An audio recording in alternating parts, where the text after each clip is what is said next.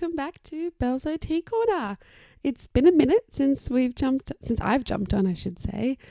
I've been off traveling, practicing what I preach, spending some time with family, getting away from OT for a week or so, and now getting back into it, doing all those bits and pieces that are so important for work-life balance, so important for our own general well-being. So it was a really lovely break, really nice, but definitely ready to get back into it with you all. So we have today our last episode in our motor skills season. And I was umming and ahhing a little bit about what to do in the seasons today, because we've covered off what our motor skills are. We've covered off some fine motor skills. We've covered off what tone is and how that can present, and what motor planning is and what praxis is. And so you guys have a really nice knowledge around how to approach supporting your child if they might have some difficulty with motor skills, or how to support somebody in your class if you see a student that might have some difficulties with motor skills. But what I want to talk about today is not how we can break down a task to make it a little bit easier, but how we can use ourselves, how we can use our tone of voice, but more importantly, how we can use our language to be quite specific, and how can we use ourselves to model different motor skills to help our children. Because sometimes I find that can be the trickiest bit, because it's an entirely new way to think. You know, if you said figure out how to walk to an adult, they just say, well, you walk. Some may say you stand up and you put one foot in front of the other. But if I was being very literal and I stood up and put one foot in front of the other, I'd end up looking like I was on a tightrope. And so what we're going to talk about today is how we can use this use of language and how we can use ourselves to help break down some of these motor skills to make it a little bit easier for the children that we're working with, or your own children, to figure out what to do. And so you'll see this does tie in quite closely to some of the motor planning bits that we were talking about. And so if you haven't listened to that episode, please do jump back and have a listen to motor planning, because a lot of these prompts that we're going to be talking about work really well to help someone who might have difficulties figuring out how to use their body. But it's also something that we can apply to any daily activity or occupation, about how we can break it down to figure out exactly what are those motor movements required. Now, we do this in two big ways that I want you to think about. Two big ways. Number one is we model, but we model consciously. And we think about what we're going to model. And when I say model, I mean I'm going to use my body to show you, so that if language might be a bit tricky, you can see at the same time as listening. And number two is then around how we use our language. So let's talk about modeling first. And let's think about two different motor skills and how we might use our body to model that. So if you think about, let's say we're going to do climbing up like a little ladder at a playground sort of thing. And then we'll do a fine motor skill we might do using scissors. And then we'll use both of these for that kind of modeling side, and then we'll use them as well for that language side. So if we had to climb up a little ladder at a playground, so let's say it's 4 or 5 steps high, and you were trying to help your child figure out how to climb a ladder. Well, if I was modeling, I would not go really fast. Number one, we're not going to come up and go up really, really quickly. In fact, I might make it look a little bit awkward as I model. I might walk over, and I'm going to do this at the same time as I'm talking something through. That's why people are saying hands and hands and feet, and we'll talk through that language bit in a second. But if you think about physically how you're going to model, I might bend down a little bit so I'm at a similar height to my child, or to the child that I'm working with. We then might reach nice and slowly and give it a bit of a tug to emphasize I'm using my muscles in my arms to pull. And then I might place my foot, but I might initially start placing my foot up really high and skip a step and go too high, and place it down a step. And then I might push myself up. And then I might make it look like I'm falling a little bit to the side, and then go, oh no, come back. to come back up again. In that process, what you have modelled is you've modelled that you need your arms, and they're not just going to hold on, they're going to hold on and pull, because you modelled that by pulling against the stairs, pulling against the ladder. You've modelled what happens if you might reach too high. I can't push that high. That's too tricky. So I'm going to bring my foot lower. And more importantly, you've modelled making a mistake. And that modelling of making a mistake is so powerful because it's not a big problem. We just tried something.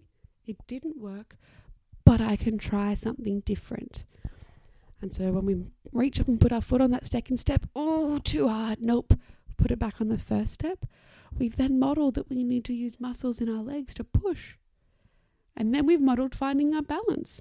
And if we're leaning too far and we feel like we're going to fall, and we've gone, oh no, we've modelled either pulling ourselves back up with our hands, using our core, using our tummy muscles to pull myself back up. And you've just modelled all of that thinking, all of that problem solving in 2 actions. 1 foot up, stepping up. It's a really powerful way to not have to talk through so much, but to use yourself to help your child support that thinking through process. Now, it might be that your child finds the first bit really tricky, and just that balancing on one leg and placing their foot, so you might over-model that bit. You'll know your child and you'll see which bits might look a little bit difficult or might look a little bit uncoordinated, and they're the bits that you can model some different silly things, but physically do it with them. Get up on the playground with them. Go down the slide with them. If you're at the swings, don't fall off the swings, but model sitting on the swing and leaning too far and coming back up to the middle and having that playfulness, silliness, but going a little bit slower and allowing that time to show and think through and figure out to allow for success. The other one that you can do with the modelling, depending upon your child's language, is if you're modelling how to do the gross motor skill, well, then you could be the learner and the child could be the teacher. Tell me what to do. I'll copy you. You show me. But I'm going to copy exactly what you tell me or exactly what you say or exactly what you do, so that then if it doesn't go right, well, it's on me. I was trying. Let's figure it out together. So if we come back to the modelling of, let's say, use the exact same one of climbing up a ladder, and this time your child says, put your feet on. And so you'll try and put 1 foot on, but you're not going to do your hands. And then you'll try and put your second one on, but maybe as you push up, you fall backwards. To make it really obvious that, oh no, hands on and feet on. Let's try that. And even if you need to help and do a little bit of that, helping your child figure it out, but see if you can make it really obvious. Maybe you flail your arms around in circles to make it extra obvious for the bit that didn't work, to help them then go hands and feet on and then push, or whatever the language is that they come out with. As long as you understand, it doesn't need to be the words that you would use. Really important. If it's words that they're using and you understand and they understand what is meant, I do not care what the word is. Doesn't matter. What's more important in this space is that sort of figuring out how my body moves and how I can do it to be successful. So that's kind of thinking through how we'd use our body to model for a gross motor. Let's think through how we'd use our body to model for a fine motor. And I said the example that we'll use today will be using scissors, because it's quite complex and it requires a bit of bilateral coordination. Go back and have a listen to the episode on that one if you don't know what we're talking about. So, how would I model using my body for bilateral coordination? Depends upon where I see the difficulty in the child. For example, if I know the child will try and cut with scissors while they're standing up, well, then I might model standing up and dropping things. But most of the time, it's once we sit down that we're figuring out what to do. So, I might pick my scissors up the wrong way and try and cut, and then have a really big frown on my face, put the scissors down, turn them over, pick them up a different way. Maybe this time I pick them up the right way. And now maybe I might try and cut, but I haven't picked up the piece of paper, and so it's not really working because I'm just kind of trying to shove my scissors under and shove the bottom blade under the paper and trying to cut, but it's not quite working. And on my face, I might be frowning and a bit confused. Now, your child might actually say, silly, pick up the paper. Or they might be laughing, or they might be frustrated too and not quite sure what's happening. And then I might go, I have two hands. Hang on. And I'll hold the paper with one and I'll cut with the other. If I'm doing that really well, but we're starting to look at a bit more control with our scissors, maybe I will cut really far away from where my helping hand is holding. So the paper's bouncing up and down and I don't have much control. And I might frown and I might say, this is a bit tricky. The paper's a bit wobbly. I might hold it closer. And so then I'll cut closer to my helping hand. The same thing if I'm trying to cut around a shape and trying to have that control with my scissors to start to go around some curves, start to cut some zigzags. You know, ideally we want to be able to go cut and move my helping hand, cut and move my helping hand. But instead of telling them that, I'm going to model not doing it. And that was a bit tricky. I wonder what I could do. Oh, let's try. If they have an idea, or you can use your own idea and then model doing it a little bit easier. So you can see again, the power comes in modeling something that isn't working. If what isn't working is how I hold my pencil, if what isn't working is that I'm not using both hands, whatever it might be, we can model what isn't working and then flip that around, share the frustration together, but model something else. Maybe something that works a bit better. Maybe something that also doesn't work. It doesn't matter exactly what you model. There is no right or wrong.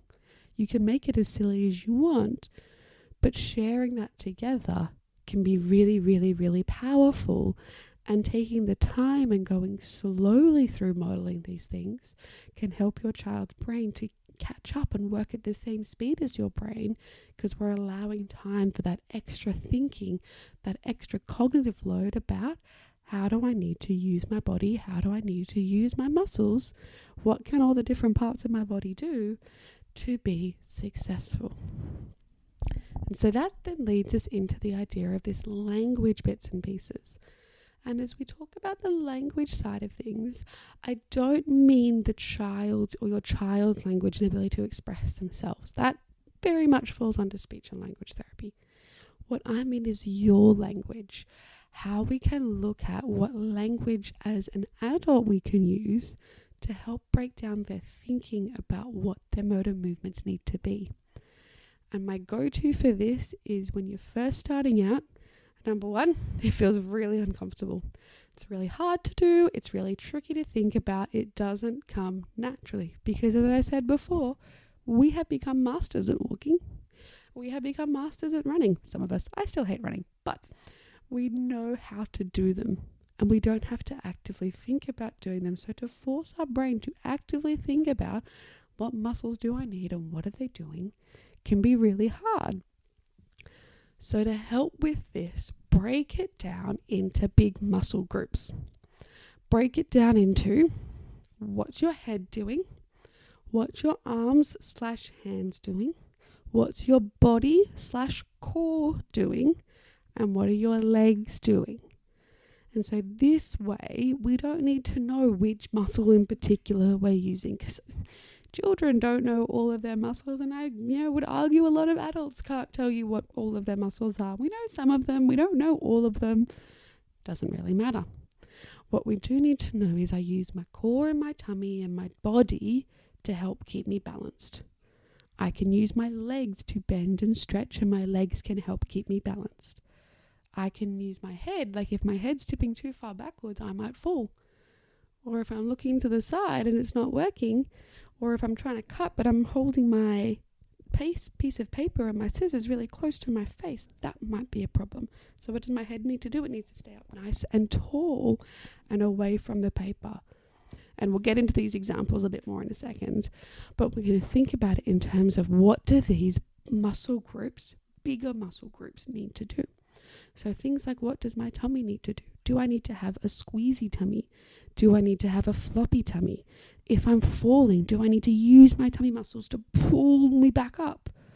Or if I'm lying on my back and I'm practicing a little sit-up, is it my tummy muscles that are squeezing or my leg muscles that are pulling me up? And we can say, turn off your leg muscles, let them go to sleep. Try and squeeze through here, pushing on a belly button or tickling our belly, and see if they can start to notice using those muscles and what that feels like for them, instead of going, oh, I just sat up. Helping break down what they're actually doing. Our leg muscles, do our legs need to be straight or a little bit bendy? Do they need to be super straight that they're locked out and what we would call hyperextended? Or do they need to be able to move a little bit where we've got a little bit of a bend in our knee? Do I need to balance on one leg first before I can make a step? And do I need to balance and make a little step? Or am I balancing and lifting my leg up a really long way to get on the next step of that ladder? We start to think about breaking down what one leg's doing and what the other leg's doing, or are they both doing the same thing? For example, if we need to jump, what are your legs going to do? Are they going to bend a little bit or a lot? Or in the middle? And after they bend a little bit, what are you going to do? How are you going to push? Are you going to push with your hands and are they going to push you up? Or are you going to use your leg muscles to push you up into the air to jump? Which one? What should we try? And so you can see how we can start to break it down into what, and have a bit of an idea of, okay, so my leg's going to do this, and this is what my tummy's going to do, and this is what my body's going to do, to help make that whole picture overall. And it doesn't matter if you don't know exactly what it is that's supposed to happen. Well, we can say, well, watch me. This is how I do it. You tell me. What are my arms doing? You tell me. What are my legs doing? You tell me. Is my head doing anything special? Or we can get a video on YouTube, it's great, and watch somebody else do it, and we can figure it out together about what they're doing, and then we can try it for ourselves. But the idea is we're using really specific motor language about what each parts of our body are doing, for how long, with how much strength. So when I'm pushing, if I'm going to do a jump at legs, and I figured out I need to bend my legs a lot this time. So I'm not just going to bend them a little bit. I'm going to bend them a lot. But then when I push, I'm going to do a little push. Let's try it. I do my little push, but then, oh no, that only got me back to standing. Okay, so this time I've bent my legs a lot. And when I'm going to push, I'm going to use really big muscles. I'm going to do a really strong push. And then, yay, look at that. I jumped up in the air. And then it's successful. And so we can then add those little bits of how much strength are we going to use to complete each task, or to complete the activity, or whatever it might be that you're doing with your child. So let's think about the language that we might use if we're climbing up a ladder or using scissors, because they were two that we talked about before. So climbing up a ladder, I might walk up to the ladder and say, okay, I'm going to hold on with my hand. So I'm going to reach, and I'm going to tell my hand to keep holding.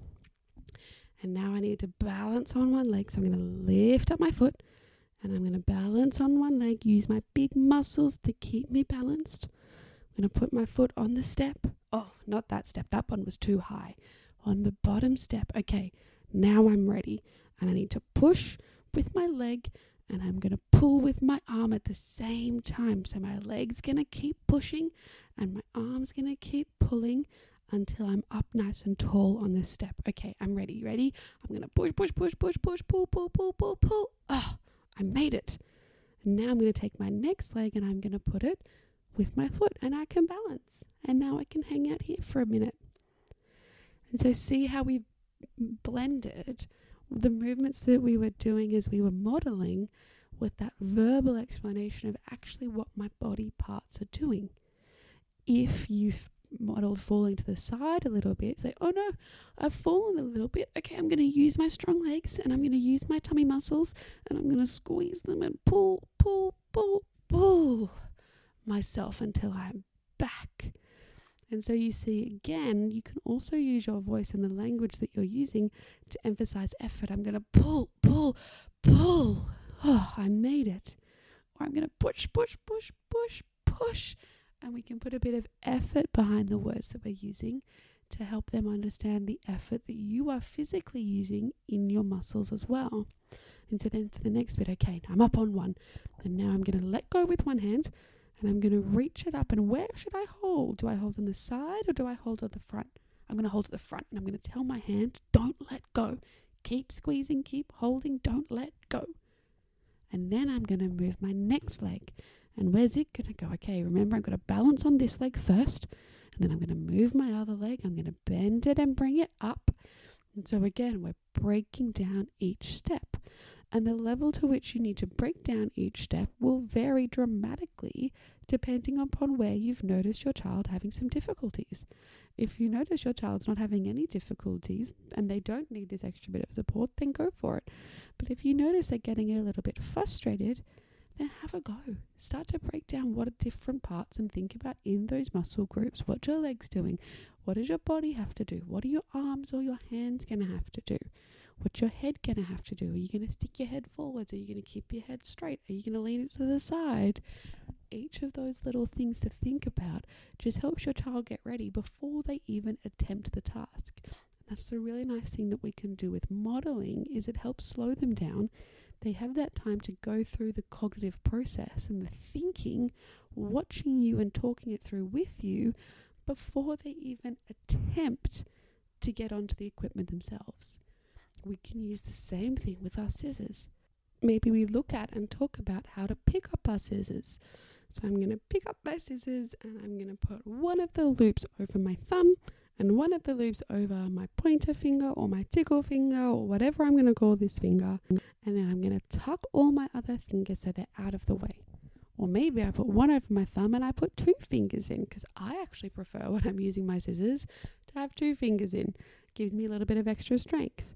And so you can play around with exactly what it is. But then once I have them in, I'm going to use my strong muscles in my hand to open them up, and then I'm going to squeeze them together. Then I'm going to open them up, and then I'm going to squeeze them together. Or maybe the motor plan that we talk about is actually cutting around some of those corners and those zigzags that we were talking about. So in this case, I'm going to open, I'm going to line them up. I'm going to use my eyes to line up my scissors on the line, and then I'm going to squeeze them. I'm just going to do a little squeeze. And then I'm going to open them up again. I'm going to use my eyes and check that they're still lined up on that line. And then I'm going to give them a little squeeze. And then I can see that we came to the end of the line. So I'm going to open up my scissors. Then I'm going to use my helping hand to turn the paper around to help me line up my scissors again in the different direction this time and do a little snip or a little squeeze. So you can see how you can start to build a language around what's one hand doing. That helping hand, is it going to let go of the paper, or is it going to keep holding until we get to the end? Or does it need to let go and hold somewhere else? And so we can start to, again, think through. Now, for a fine motor task, we're probably thinking through more intricate movements within our hand. So like scissors, we're thinking through what one hand's doing, what the other hand's doing, what individual fingers are doing. Because I don't really need to think about what my legs are doing because I'm sitting on a chair. I shouldn't, or maybe don't need to think as much about what my tummy's doing, because I don't need to focus on sitting up all the time, because the focus is on the bit that's tricky. And this is a really, really important point when we look at supporting motor skills. It doesn't matter, and when we're focusing on a tricky motor skill, it doesn't matter what everything else is that's happening. So if the focus is on scissors, I don't mind if we don't have perfect posture. I would mind if we're trying to do it upside down. I would mind if we're trying to do it balanced on one leg. But if we're slouching on the back of the chair, that's okay. Because as we get more confident in the fine motor movements required, then we might start to critique and go, oh, I wonder if you could do that sitting up. Or I wonder if you could do that without leaning on your elbow and instead keeping both of your arms, using strong muscles in your arms and your shoulders to keep both of your arms off the table. But we're only going to do that once we have the confidence and once we know what the motor skills are that we're doing within the specific task. Reason being, think back to that cognitive load side of things. We don't want to have to think about every single thing. I don't want to have to remember sitting up tall when I'm already thinking about so much to do with how I'm going to use my hands. Focus on the important bits. Focus on the bits that are motivating for your child. And that's where we add the extra support, the extra language, the extra modeling, because when they have the success in that area, it's so much easier to then put the effort in the next bit that's challenging, because they know they can do it. They've had that experience of something was tricky, but I had some help and I figured it out and I did it. Not someone did it for me, I did it. And if I can do that, I can do the next thing as well. And so we start to build up a little bit of this self-confidence and this problem-solving skills and this persistence just by using our language and using our body to model to help your child figure things out.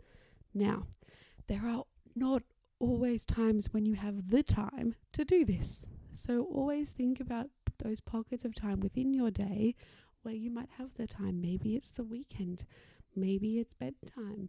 Maybe it's first thing in the morning. Maybe it's when your other kids are off at play dates or after school clubs or at school. Think about using those different pockets of time to play within this space, to give those different prompts. Maybe it's within play. Maybe in play what we're doing is an obstacle course and you can break down the activities. Maybe your child really wants to do some drawing, so we can break down how we're holding the pencil or holding the scissors. And then we can start to use this language and you can start to build your confidence in different ways to model, different ways to use your language to help build that independence and help build that confidence in motor skills. And it's the same in the classroom as well. My little bit for teachers out there. It's the exact same. Maybe in PE and gym time, as you're explaining things, you can take a little bit more time if you know there are some kids in your class that find things difficult. And instead of saying we're going to jump, it might be we're going to jump with a really big push. These are tall ones, guys. We need to bend our legs a lot and then push to jump over this. Or maybe if we're looking at kicking a ball or throwing a ball, we can think about, okay, so as I'm going to throw the ball, I'm going to hold it with one hand and I'm going to twist my body. I'm going to balance on my leg and then I'm going to bring my arm forwards and give it a big push until I let go and the ball goes that way. And so you can just then help them break down what some of those movements are that are required to complete these skills successfully. So those are the two really big takeaways from today. When we think about supporting motor skills, think about your language. And within your language, think about the big muscle group areas. What are the legs doing? What's the body doing? What's the arms/hands doing? What's the head doing? To break down what's happening for each skill required. And then think about your use of modeling. How can you slow it down? How can you break it down? And how can you model something going wrong and figuring it out to help build a bit of that confidence? Well, that brings us to the end of the motor skills season. That is 2 seasons down already. So I hope you guys have enjoyed the motor skills season. As always, please, please, please rate, review, share the podcast with friends, family, strangers, anyone you think that might benefit from having a listen. Please do share it around. Share it with your teachers. Share it among colleagues. Whoever you think might benefit from this, please do let them know that they can come and have a listen so we can all learn together about different ways we can help and support the children in our lives. But for now, I'm going to let you guys go. Have a great week, weekend, whatever it is when you happen to have some time to listen to the podcast. Hope you manage to take some time for yourselves as well. And I'll see you in a couple of weeks for our next season. Have a good one, guys. Bye.